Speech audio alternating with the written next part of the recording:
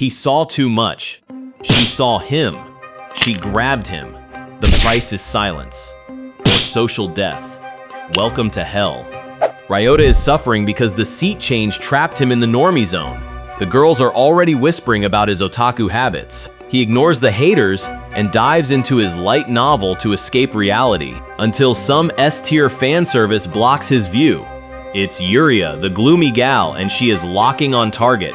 She drops a bomb, claiming she remembers the incident. Ryota loses it, terrified of what this Yankee actually knows. He tries to reset the next morning by casually greeting Eri. She responds with a wink that could game end a man. He instantly spirals, thinking the whole class knows they're dating. She claims it meant nothing, leaving him to overthink the logic. To celebrate the chaos, Eri ordered a literal mountain of katsu curry, while Ryota stuck to his budget with a sad, lonely rice ball. She thanked him for the treat, apologizing for absolutely destroying his wallet. Then she noticed the audience. The entire cafeteria was seething with jealousy over his date. But Eri ignored the haters, dropping her voice for the real talk. She brought up his morning chat with the class ice queen, Yuria. Ryota replayed the memory. Yuria claimed she remembered it, but neither of them had a clue what that actually meant. Eri offered to be his wingman, then instantly snatched the offer back just to tease him. She announced Operation Get Close, leaking the coordinates of Yuria's secret hideout. Ryota panicked, terrified of making a move on the boss character solo. Eri played the innocent card, claiming she just wanted the class to be friends. For a split second, he actually bought her nice girl act, until she refused to help because watching him struggle was way more entertaining. Ryota tracked his target to the local mall, scanning the photo booths for a wild gal. The place was dead quiet until a weird mechanical clicking noise triggered his radar. He found Ichinose locked in Mortal Kombat with a claw machine. While she focused on the prize, Ryota analyzed the plot. He called her name, triggering a full-blown panic attack. She was struggling hard. Then, Ryota saw the prize. A cultured Bishoujo figure? He suspected she was a scalper looking for a quick flip, but she ignored him and bolted for the change machine. Ichinose panicked, accusing him of digging up dirt on her hobbies. Ryota had to de-escalate. He grabbed her hand and admitted he wanted that waifu figure too. That stopped her cold. Ryota pushed his luck, asking why she wanted it. When she hesitated, he made the fatal mistake of dropping the R word again. Reseller. She grabbed his collar, screaming that she wasn't some scummy scalper. She was a true collector who refused to pay aftermarket prices. Ryota realized he stepped on a landmine. She wouldn't let go. He silenced her with action. He dropped a coin in the slot and told her to release his arm.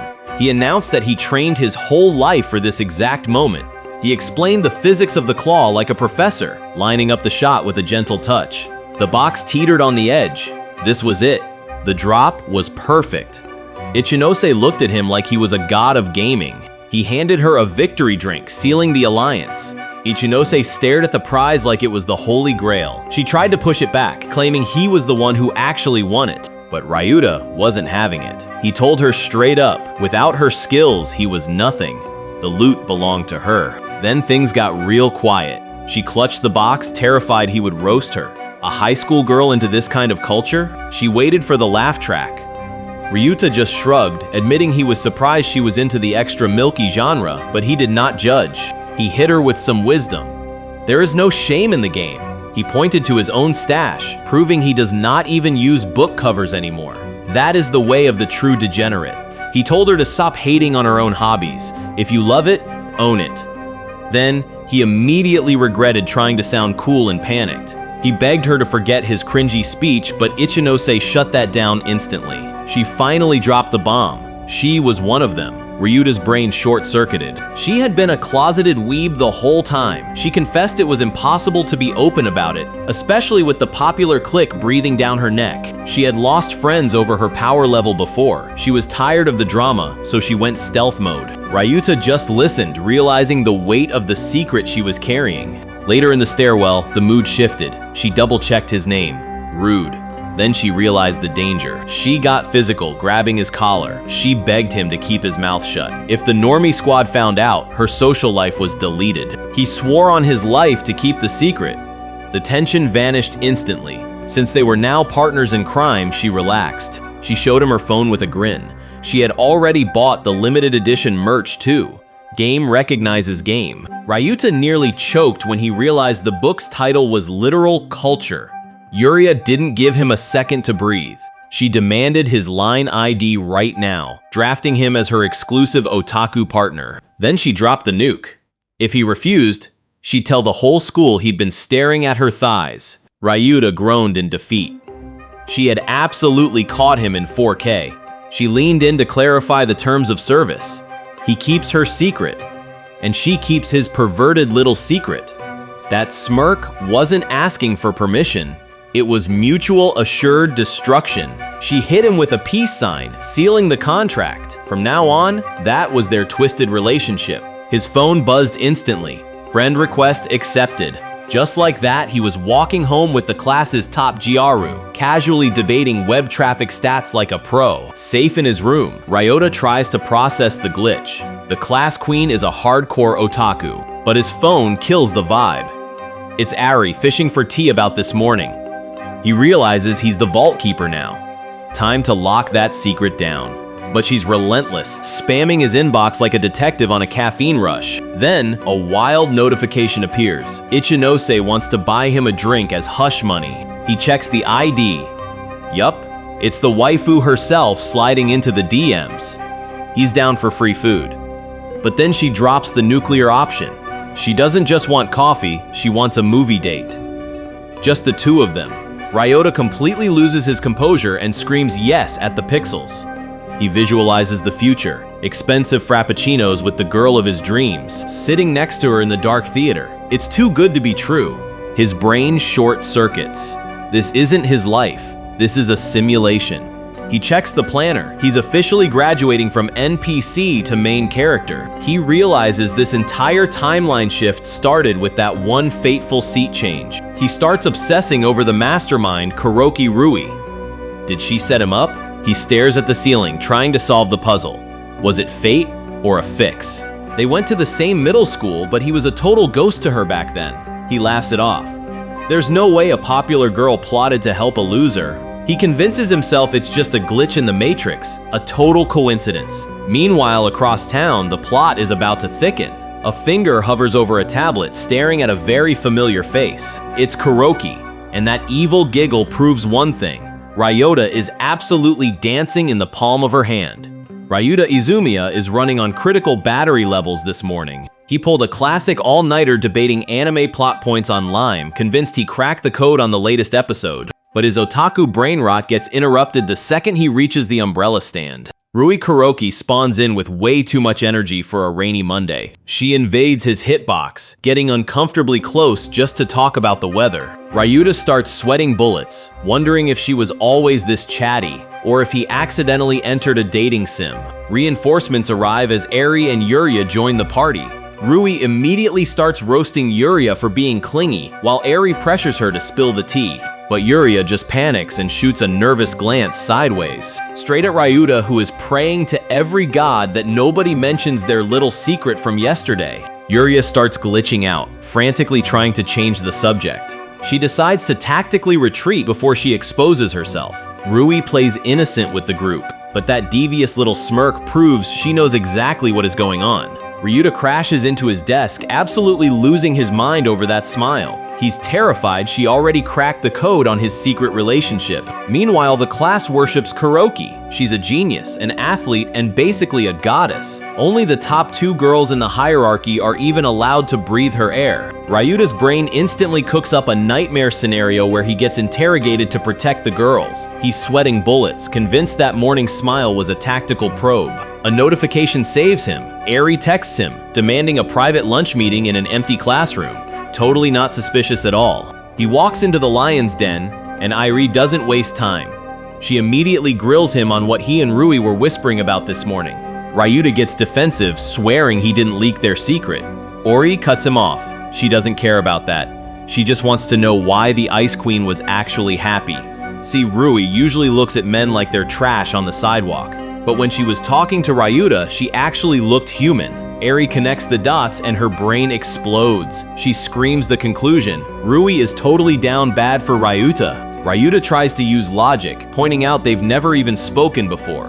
Eri ignores reality, deciding it must be a secret middle school romance. Ryota stares at this agent of chaos, wondering if she's hallucinating. Then Eri gets a great idea, which definitely means Ryota's life is about to get worse. Ryota decided to cut his losses and head straight for the exit. He reached for his umbrella and grabbed absolutely nothing. His brain short-circuited instantly. Then the jump scare landed right behind him. Rui was camping the lockers like a boss battle. She said she'd been waiting, but that death grip on her tie screamed pure nervousness. Ryota spotted his gear held hostage in her hand. Rui explained the 4D chess move. Eri stole hers for a date, leaving Rui defenseless against the rain. That meant Ryota was the designated backup plan. Rui apologized for the drama, but Ryota's paranoia spiked. How did she identify his generic umbrella on the first try? Rui recognized his umbrella immediately. It was from middle school. How she remembered that ancient relic was a total mystery. Since it was huge, Ryota offered to hold it. Rui called him sweet, absolutely soaking up the boyfriend treatment. She stepped way too close. She apologized for the intrusion, but she was clearly enjoying his panic. They walked in lockstep until she decided to drop the hammer on his poor heart. She asked if he snagged a girlfriend recently, maybe Yuria? Or even Eri? Ryota panicked. He swore a bottom-tier introvert like him had zero game. Rui wasn't buying it. She listed his symptoms. Shaking hands, fast talking, pure sweat. Her diagnosis? A blatant lie. Ryota stared at her like she was the FBI. She stopped him cold. She had intel that he ate lunch with Ari. She demanded to know how he unlocked that route. Ryota froze. He searched for an excuse that wouldn't get him deleted. He confessed he just bumped into Ari at a store and she gave him some loot. Rui pressed him. Was there anything else? Ryota swore on his life there wasn't. She finally smiled, relieved. Ryota's heart nearly exploded out of his chest.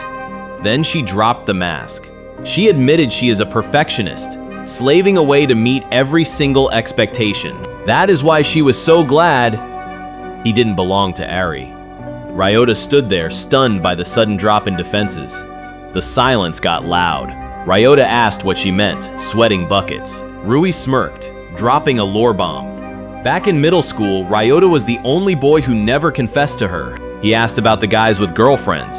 Didn't they count? Rui laughed. Those guys only settled for cheap cuts because they couldn't handle the premium steak. But Ryota didn't even look at the meat. And that made him the deadliest predator in the room. Rui cut straight to the chase, accusing him of being too scared to confess. Ryota tried to cap, swearing he didn't feel that way at all. She ignored the excuses and slammed her hand against the wall, locking him in. Now he had nowhere left to run. She started a twisted little game. She wasn't moving until he said the magic words. Ryota called her crazy and tried to bolt for the exit. But she hit him with the guilt trip, asking if he'd really abandon a girl in the freezing rain. She grabbed his collar. It was confess now, or stand there until they rotted. Ryota pushed back. He told her a forced confession was worthless, and she knew it. She squeezed his hand tight. Then she dropped the act, whispering she'd take whatever she could get. That brutal honesty hit him like a truck. She looked him dead in the eye. She'd been waiting for this moment ever since that day. She opened her mouth to seal the deal while Ryota stood there frozen. Ichinose finally cornered her target in the rain. Ryota tried to jump in, but she instantly told him to take his flirting elsewhere. Turns out, the drama was just a misunderstanding over a borrowed umbrella. She grilled him on why he broke protocol and didn't wait. Ryota connected the dots, realizing Rui had completely played him like a fiddle. Ichinose didn't waste time, ordering Rui to move out immediately. They vanished into the rain, leaving him standing there alone. Ryota exhaled, thankful the mind games were finally canceled. He turned to escape, but his pockets screamed for attention. Ichinose slid into his DMs with a rare apology for her attitude. He started typing a reply, but a second notification cut him off. A warning flashed. Message received from an unknown user. His blood ran cold the second he saw the name. It was Rui, and she had already forced her way into his contacts. She promised to make him fall for her, whether he wanted to or not, ordering him to sit down, shut up, and wait for instructions. This wasn't reassuring, it was straight up nightmare fuel. His hands shook so hard he nearly dropped the phone. He just wanted to go home, but the universe said no. Why were three gorgeous girls hunting an introvert like him? Suddenly, he was trapped in a web of secrets, forced to carry the heavy baggage of the school's elite. The most popular girls in class had him in checkmate, and his peaceful life was officially sent to the lobby. And to think, this total disaster started with a single seat change. Ryota is just trying to survive the 9-to-5 grind when his phone decides to choose violence. A notification pops up from Kuroki, and the preview image is absolute culture. He starts sweating bullets, trying to figure out how to reply online without looking like a total creep. Later at home, the digital assault continues.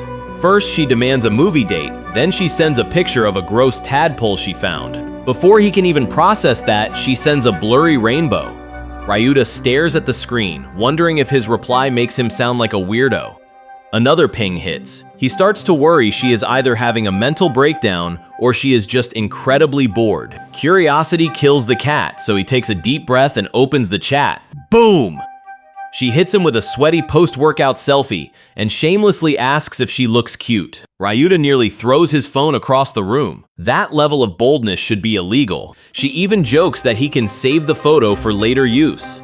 He realizes he needs to protect his sanity, so he decides to mute her notifications immediately. Sitting at his desk, he tries to do the math. Why is Kuroki suddenly trying to rizz him up so aggressively? He thinks back to that rainy afternoon. She mentions something about that day being true. It clicks in his brain. This has to be about something from junior high. He needs intel. He decides he is going to corner a certain someone tomorrow and get the full story. The next day, Ryota hunts down his prime suspect on the school roof. Tanaka tries to deflect with a cringe villain laugh, but Ryota instantly roasts her bad acting. She panics and breaks character. Meet Tanaka Kanade, his one and only otaku ally from the junior high trenches. She tries to stall with awkward weather chat, but he snaps. He isn't here to play house or act like an old married couple. He leans in, dead serious. He needs her to shut up and trust him for 5 seconds. Kanade tries to jog his memory about that day. Ryota plays the loner card, claiming he knows nothing. She pushes, asking if he maybe played the hero for once. He swears on his life there is zero romance involved. Kanade agrees, roasting him by implying he is totally incapable of saving a girl anyway. Then, it hits him. Wait, a memory actually unlocks.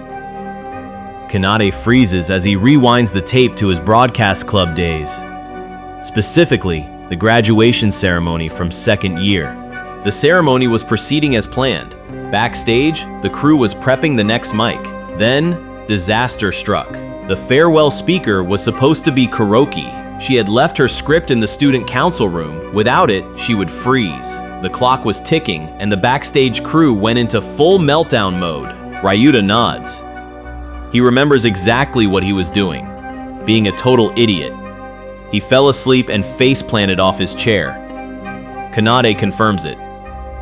The staff thought he was being sent to the lobby and carted him off in an ambulance. That accidental self-delete is the key. Because Ryota knocked himself out, the ceremony halted. He cannot believe it. The chaos bought the school a few precious minutes. Kuroki used the distraction to sprint to the council room and secured the bag. She returned and delivered a flawless performance. As she finished, she looked at one empty chair. She smiled, realizing her savior had sacrificed himself. Ryota does the math. That day was graduation. Kanade nods. Kuroki thinks he staged a medical emergency just to save her reputation. She thinks he is a dark knight. The horrifying truth sinks in. He has not just been ignored, he has been on her radar for 2 years. He is not a background character, he is the main target. Kanade tries to comfort him. He knows he is cooked. Kanade tried to grill him about Kuroki. Ryota shut that down instantly. He flipped the script and asked who she was crushing on. She froze. She panicked. She confessed her undying love for 2D waifus and VTubers instead. Ryota didn't judge. He grinned, confirming he was absolute trash too. That acceptance left her speechless. She curled into a ball, letting the cringe wash over her. She bailed. She sprinted away to save her dignity. Ryota watched her run, wondering if he made it weird. He shrugged it off and went back inside. He stepped into the hallway, and a noise caught his ear. What he saw made his jaw hit the floor. He walked into class expecting peace, but walked straight into a wall of popularity. Eri was holding court right in his seat. He froze, praying she'd notice him before the cringe levels hit critical mass. She finally realized she was stealing Ryota's throne. She laughed it off, dropping his first name like it was nothing. Rui's radar pinged instantly. Eri panicked, realizing she just leaked intel. Ryota screamed internally to shut it down, but Rui was already shivering with suspicion. Rui moved in for the finish, asking why she was on a first-name basis with a total NPC. Eri gasped, totally cornered. Then Kanade loomed over her, demanding answers immediately. Ryota tried to help, but Eri went off script. She claimed it was just a habit from calling her boyfriend by his name. The class went silent. Kanade didn't blink, demanding the boyfriend's name right now. Eri started sweating bullets. She panicked and blurted out, Yuta. Ryota lost it, screaming that she just ripped off his name. Rui noted the suspicious similarity. Kanade was just shocked Eri actually spilled the beans. While Rui analyzed the data, Eri tried to play it cool. Rui finally dismissed the court, sending Eri back to her seat. Ryota exhaled, thinking he survived the social deletion. He analyzed the power dynamics of the class hierarchy, but then he realized his seat placement was a total disaster. He sat down and immediately went full creep mode, enjoying the residual warmth of his crush. He praised the healing properties of the chair. Rui shifted aggressively, judging his entire existence. Then Eri whispered from the shadows.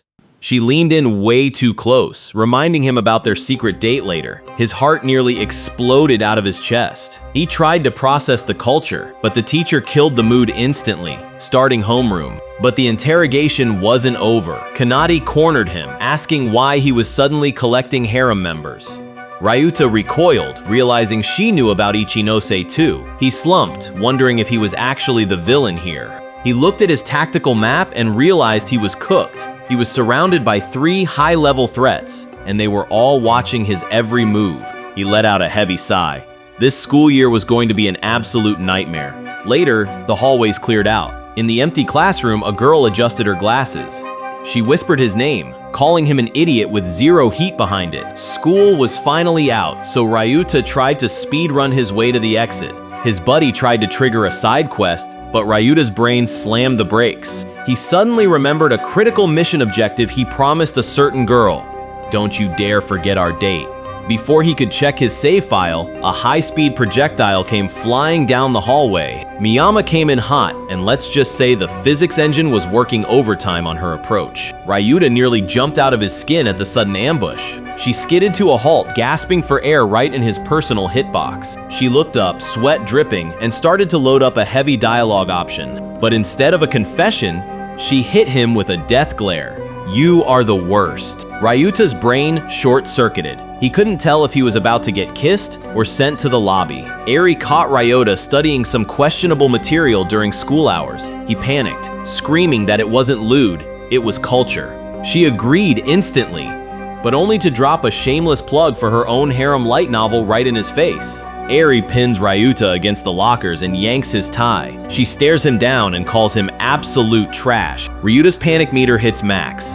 He thinks she finally busted him for staring at her plot points. She leans in closer, letting the awkward silence marinate. Turns out he's not a creep, just an idiot. He totally forgot their promise. Ryota's brain blue screens. He didn't realize the deadline was today. Eri flips the switch to cute mode. They're going to Stiba, and obviously Ryota is paying. He knows she's just farming his wallet, but with a face like that, he accepts that cuteness is absolute justice. She questions his hype, so he snaps into a perfect 90-degree bow. He is honored to be her simp. Eri loses it. She tells him he sounds less like a boyfriend and more like a level 1 minion. She offers to treat him for once, but Ryota refuses to let his chivalry die. He insists on paying. They head out and Ryota realizes he's walking into his first ever Stiba run. They walked into Stiba, the natural enemy of introverts. Ryota started sweating bullets, convinced the normie radiation would delete him. Eri just laughed and revoked his introvert card, dragging him to a table before he could flee. Eri dove into her sugar bomb, absolutely loving life. But then she dropped a tactical nuke. Apparently, the whole school thinks they are dating. Ryota nearly choked on his straw. She admitted she has never had a boyfriend. Ryota tried to deny it, but then he realized, yeah, they do look sus. Turns out, the boyfriend rumor was just a shield for her secret job. Ryota realized she is playing 4D chess, but she slipped up earlier and called him Yuta in front of Kuroki. Now she is praying nobody connects the dots. But Eri was not done. She pivoted to her real agenda, Operation Wingman. She wanted Ryota and Rui to get cozy. Ryuta's gut screamed danger. She whipped out her phone, declaring it was time to make a move. She dubbed it the Lime Communication Operation. Step 1, exchange IDs. Ryota froze. He checked his chat history with Kuroki, and there it was, a spicy selfie asking for his opinion. Eri sent the contact info, demanding he text her instantly. Ryota panicked, knowing Kuroki was just fishing for compliments. He stared at the trap on his screen. If Eri saw this, he would be cooked. Eri lunged for the phone. He yanked it back, screaming.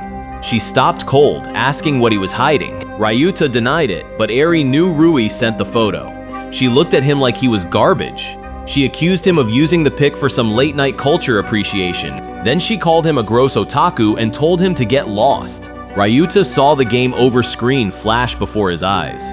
He stammered out an excuse, claiming Kuroki was just busy with club invites. He promised to send chat proof later. Eri hesitated, but she bought it. Ryota collapsed internally. Safe. Eri pouted, admitting she wanted to watch the awkward couple chat live. Ryota snapped back, asking why she was so obsessed with playing matchmaker. She smirked, claiming the other girl actually wanted it. Then she pointed out his chronic loneliness. She insisted group hangouts were actually fun, so she invited him to join the crew. She laughed it off as a joke. Ryota realized she was just being kind. She told him to relax. But he admitted talking to her was fun enough. He agreed, but she shut him down instantly. She nodded. Then she proposed they forget the whole matchmaking scheme. She just wanted them to stay friends. She leaned in, asking if he actually liked hanging out. She paused for effect, then promised to make his high school life a total blast. The deal was simple. He keeps the secret, she brings the fun.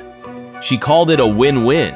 Ryota stayed quiet. He knew he was the only real winner. She claimed secrets made them special, totally missing the romantic vibe. He admired her blunt honesty. If he wasn't a gloom lord, he would have swooned.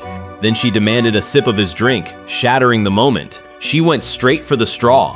He screamed about the indirect kiss. She offered him a taste of hers. He refused, citing sanitary laws. He called it gross. She shrugged, sipping away while he panicked. She offered to swap cups entirely. He freaked out and told her to stop. She slid it back. He stared at the cup, the straw that touched her lips. He gulped and took the sip, but the fun police arrived instantly. Yuria marched in and Ryota nearly had a heart attack wondering why she was even here. She admitted she'd been spectating their frap swap from the window. She stared at the cup, clearly losing her mind over the indirect kiss implications. So she pulled a power move, snatching the drink and sipping from the exact same straw. Confiscated. Ryota hit the deck, thanking the gods for the combo, but Yuria ignored his meltdown, demanding to know if they were actually dating. Eri frantically waved the allegations away, claiming it was just a thank you treat. Ryota grinned, thinking he was safe. Wrong move. Yuria stepped in and pressed him for the truth, sending him right back into panic mode. Satisfied with the chaos she'd caused, Yuria ordered a tactical retreat and headed for the door. She shot Ryota one last look. Eri just smiled and thanked him, leaving the poor guy with severe emotional whiplash. Ryota sat alone in the cafe, trying to process the absolute whirlwind of his first date. It was over before he could even finish his iced coffee. But the peace didn't last.